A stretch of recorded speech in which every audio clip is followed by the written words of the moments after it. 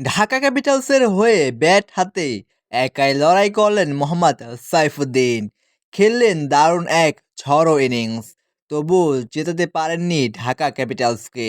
ঢাকা ক্যাপিটালসকে ১১ রানে হারিয়ে চতুর্থ দল হিসেবে প্লে অফ নিশ্চিত করে ফেলল রংপুর রাইডার্স।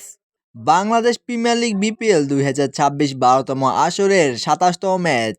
ঢাকা ক্যাপিটালসের বিপক্ষে আগে ব্যাটিং করতে নেমে নির্ধারিত ২০ ওভারে ৪ উইকেট হারিয়ে ১৮১ রান সংগ্রহ করে রংপুর রাইডার্স।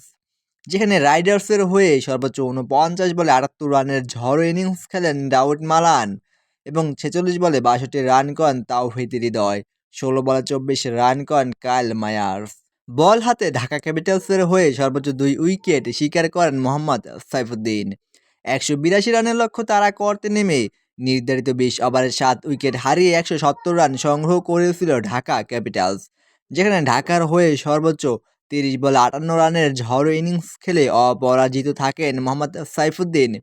১৮ বলে ৩১ রান করেন ওসমান খান ও ২৯ বলে ২৫ রান করেন মোহাম্মদ মিথুন, দলীয় অধিনায়ক।